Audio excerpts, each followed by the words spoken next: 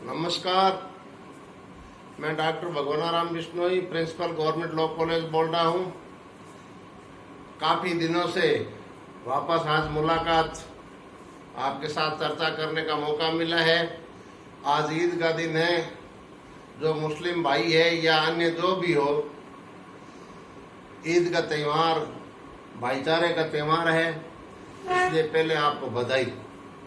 आज हम चर्चा करेंगे अपॉइंटमेंट ऑफ रिसीवर की नियुक्ति। जो एक्स्ट्रा ऑर्डिनरी पावर सेक्शन 94 में सीपीसी में दी गई है, उनमें जो है अपॉइंटमेंट ऑफ रिसीवर, प्रापक की नियुक्ति, ऑर्डर 40 रूल 1 से 5। रिसीवर की नियुक्ति ये कोर्ट का विवेकाधिकार है, विवेका डिस्क्रेशनरी पावर है, एक्स्ट्रा ऑर्डिनरी। ये मैटर ऑफ राइट भी नहीं है और मैटर ऑफ कोर्स भी नहीं है कि ऑर्डिनरी में चलते ही आप जो है रिसीवर नियुक्त करो। बड़ी सावधानी और सतर्कता पूर्वक रिसीवर की नियुक्ति करती है कोर्ट। तो कोर्ट कैसे करेगी रिसीवर की नियुक्ति? क्या कह रहे हैं? where it appears just and convenient, appointed after or before decree to give possession, custody, management of property, the court may commit the said property to possession, custody, management to receiver. Discretion and satisfaction of court. ये न्यायालय का विवेकाधीन अधिकार है और court बड़ी सोच समझ करके जो विवादग्रस्त संपत्ति है जिसमें रिसीवर की मांग की गई है, बहुत सोच समझ करके संतुष्ट होने के बाद में वादी ने जो प्रार्थना पत्र दिया है उसके आधार पर कोर्ट रिसीवर अपॉइंटमेंट करती है, जिसको प्रापक भी कहते हैं। जहां कोर्ट को, न्यायालय को उचित लगे और सुविधाजनक लगता है, वहां वाद चलने के दौरान या डिक्री के बाद भी प्रापक की नियुक्ति कर सकती है। ये कोर्ट को अधिकार है। दूसरा, रिसीवर को कोर्ट 3 कार्य सौंपेगा जो कि परिभाषा में आ गया है। पोजेशन, कब्जा, कस्टडी, अभिरक्षा, मैनेजमेंट, प्रबंध। तो कब्जा, अभिरक्षा और प्रबंधन कि जो विवादग्रस्त संपत्ति है जिसमें रिसीवर नियुक्त किया गया है उसको कहा जाएगा कि कब्जा ले, विवादग्रस्त संपत्ति का अभिरक्षा, कस्टडी में ले मालिक की तरह, और प्रबंध कर इसका मैनेजमेंट करने का 3 कार्य कोर्ट सौंपेगी।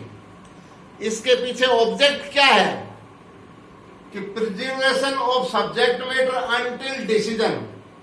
जब तक निर्णय होता है तब तक संपत्ति को संरक्षण देना, प्रोटेक्शन देना ऑब्जेक्ट है इस अपॉइंटमेंट ऑफ रिसीवर का।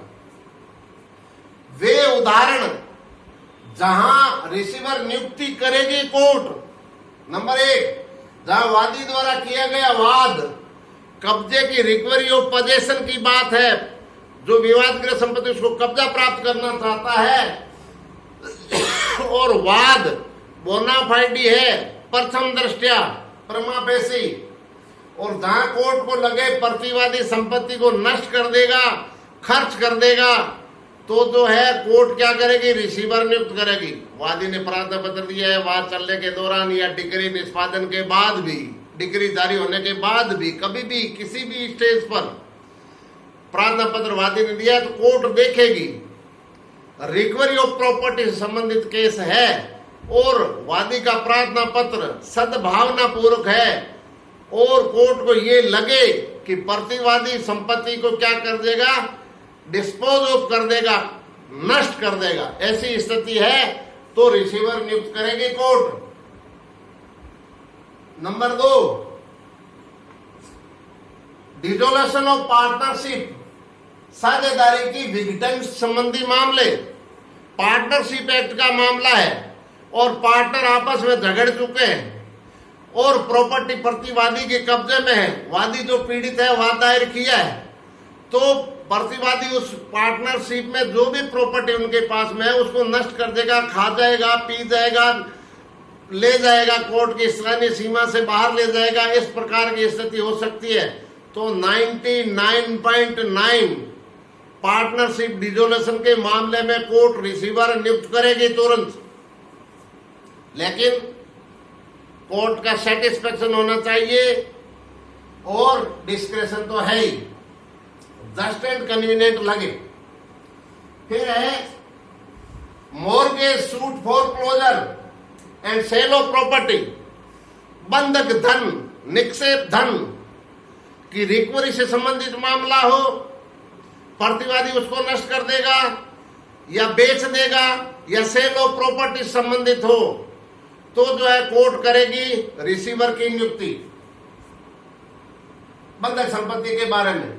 तो ये 3 मामले हैं जहां वादी द्वारा किया गया वाद कब्जे की पुनः प्राप्ति के लिए हो और पार्टनरशिप विभाजन संबंधित मामले हो और mortgage suit foreclosure and sale of property से रिलेटेड हो, तो वहां कोर्ट क्या प्रथम दृष्टया सुविधाजनक लगता है रिसीवर की नियुक्ति कर दी जाएगी। अगर रिसीवर की नियुक्ति नहीं कर दी जाएगी तो न्याय की जगह अन्याय हो जाएगा, इसलिए रिसीवर अपॉइंटमेंट किया जाता है।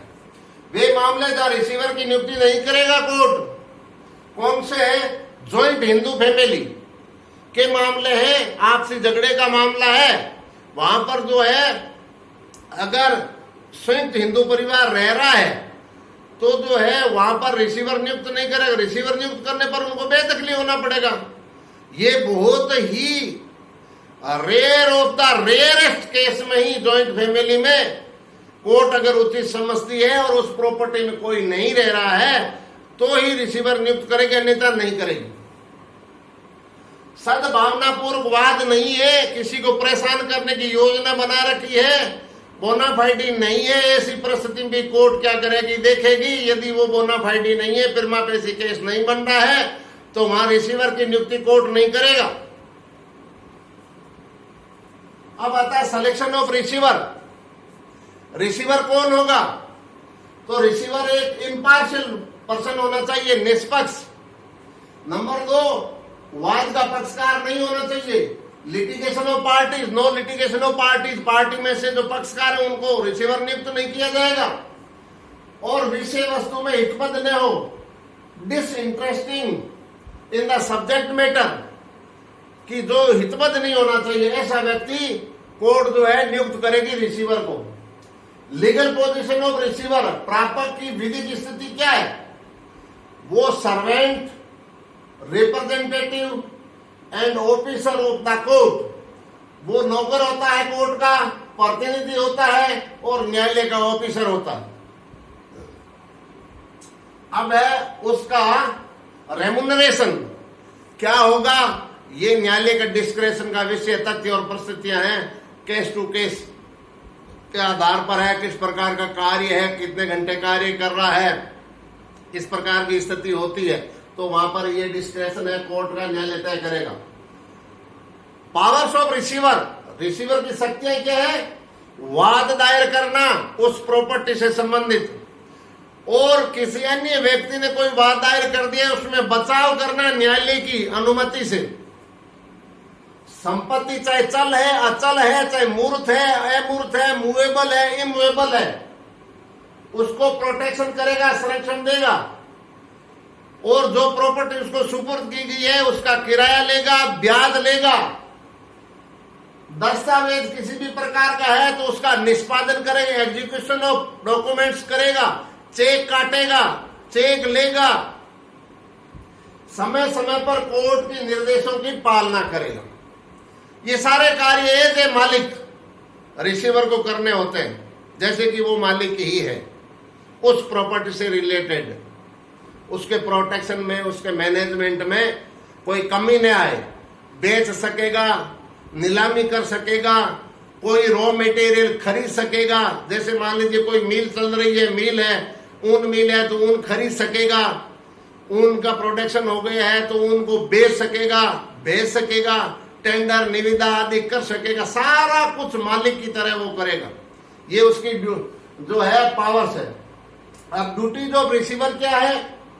फिड्यूसरी रिलेशन होता है उस प्रॉपर्टी के साथ में, वैश्विक संबंध, उपनिहिति की तरह उपनिहिति होता है उस प्रॉपर्टी का। स्वयं की प्रतिभूति देनी पड़ेगी। कोर्ट यदि मांगता है तो सिक्योरिटी डिपॉजिट करनी पड़ेगी रिसीवर की। कल को रिसीवर इस प्रॉपर्टी को खा पी जाए तो कोर्ट कहेगी, रिसीवर जिसको नियुक्त करेगी, आप जो है सिक्योरिटी डिपॉजिट कराए तो करानी पड़ेगी कोर्ट के आदेश के अनुसार, जिसे कोर्ट कहती है। और अकाउंट सबमिशन फॉर अकाउंट्स, लेखों का संधारण करेगा, समय समय कोर्ट को हिसाब देगा, समय समय कोर्टों से निर्देश प्राप्त करेगा, कोर्ट के आदेशों की अवहेलना नहीं करेगा। और रेस्पॉन्सिबिलिटी है कि यदि इस प्रॉपर्टी का क्या करेगा, 3 चीजें उस पोजीशन में लेगा, कस्टडी में रखेगा और मैनेजमेंट करेगा, प्रोटेक्ट करेगा। अब ये कोर्ट का ऑफिसर है, लोक सेवक की परिभाषा में आता है। यदि वो जो है खुद रिसीवर अपनी कोई गलती कर रहा है, उसके खिलाफ कोई वाद लाना चाह रहा है, तो एटीसीपीसी नोटिस देना पड़ेगा या कोर्ट से इजाजत लेनी पड़ेगी, तब भी आप रिसीवर के खिलाफ वाद ला सकते हो। अन्यथा अगर रिसीवर के खिलाफ वाद दायर कर दिया किसी ने तो कंटेम्प्ट ऑफ कोर्ट माना जाएगा। कोर्ट उसके खिलाफ अवमानना कार्रवाई कर सकते हैं, क्योंकि वो लोक सेवक है, कोर्ट का ऑफिसर है। इसलिए ये जरूरी है कि उसके खिलाफ वाद नहीं लाया जा सकता। अगर वाद लाना है तो उसको एटीसीपीसी का नोटिस देना पड़ेगा और या परमिशन कोर्ट के द्वारा ले जाएगी। और यदि वो खुद कोई संपत्ति खुर्द-बुर्द कर जाता है, खा पी जाता है, तो जो सिक्योरिटी डिपॉजिट उसने करवाई थी, चाहे वो प्रॉपर्टी थी या नगद धनराशि थी, कोर्ट उसको जब्त कर लेगा। उसकी प्रॉपर्टी है, रिसीवर की जो प्रॉपर्टी है पर्सनल, उसका अटैचमेंट कर लिया जाएगा और जो लॉस हुआ है उसकी भरपाई करके और नीलाम करके बाकी बचे हुए पैसे रिसीवर को दे दिया जाएगा। ये कोर्ट के विवेक पर निर्भर करता है। अब है टर्मिनेशन, पद मुक्ति। पद मुक्ति कोर्ट के विवेक पर है। निर्णय होने से पहले भी उसको पद मुक्त किया जा सकता है, बाद में भी किया जा सकता है, वो तथ्य और परिस्थितियों का विषय है। कई बार ऐसे होते हैं, कलेक्टर, जिलाधीश कब रिसीवर नियुक्त होगा, कोर्ट को सुविधाजनक लगे, उचित लगे कि बिना जिला अधिकारी के इस प्रॉपर्टी का संरक्षण संभव नहीं है, तो ऐसी परिस्थितियों में जो है कोर्ट कलेक्टर को रिसीवर नियुक्त किया जाता है। अन्यथा कलेक्टर के निर्देश पर, कोर्ट के निर्देश पर कलेक्टर जो है कहता है उसको, उस व्यक्ति को नियुक्त कर दिया जाता है रिसीवर। ये रिसीवर की जो शक्ति है ये सिविल कोर्ट के पास में है और सिविल कोर्ट बहुत ही सोच समझकर रिसीवर की नियुक्ति होती है। केंद्र सरकार के पास में भी रिसीवर की पावर्स होती है। आपको इस बात की जानकारी होगी कि गत वर्षों में जो यूपीए सरकार थी उस समय ये जो बंधु है, कौन है ये, मुट्ठी हाथ में क्या बोलते हैं उसको,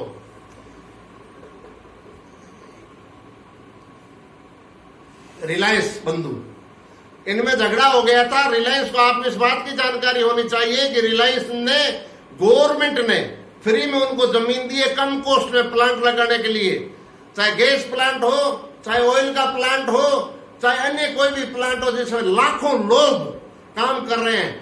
और अनिल और सुबह इन दोनों भाइयों में झगड़ा हुआ तो कोर्ट ने थ्रेट दी थी कि यदि आपने समय पर निपटारा नहीं किया गया तो देश को लॉस हो सकता है, नुकसान हो सकता है। तो कोकिला बेन ने राजस्थान में लाकर के श्रीनाथ जी के यहाँ दोनों भाइयों में समझौता करा के प्रॉपर्टी का बंटवारा किया था,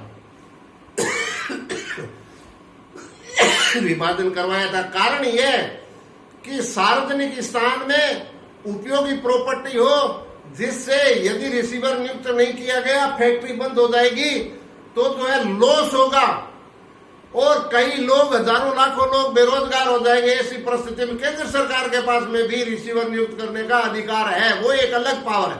अपने यहाँ पढ़ रहे हैं court appointment of receiver by court order 40 में, तो वो कोर्ट भी ये देखेगी कि ऐसे मामले हैं जहां पर कोई मिल है, कारखाना है जिसमें उत्पादन हो रहा है, लाखों मजदूर काम कर रहे हैं, ऐसी परिस्थिति में कलेक्टर को नियुक्त करेगी कोर्ट रिसीवर के रूप में। तो दोस्तों आज ये आप जो है ऑर्डर 40 रूल 1 से 5 तक पढ़ लेना।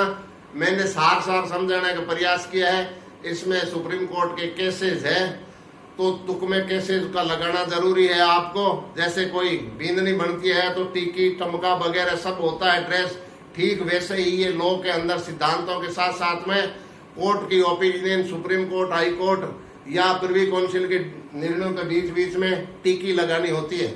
इसलिए ध्यान रहे, आज ही आप इसको तैयार कर ले। परीक्षा जून में, मिड जून के बाद में कभी भी हो सकती है, अन्यथा जुलाई में तो होगी ही होगी। और आप और हम सभी पत्र पत्रिकाओं में पढ़ते रहते हैं, निर्देश जो भी आएगा आपको सर्कुलेट कर दिया जाएगा। सावधानी रखें, सतर्कता बरतें। अब और 1 महीना 21 जून तक ये फैलने की संभावना है, तो आप सावधानी और सतर्कता बरते, घर में रहे और पढ़े और टॉपर बनने का प्रयास करें। और आगे LLM भी करनी होती है।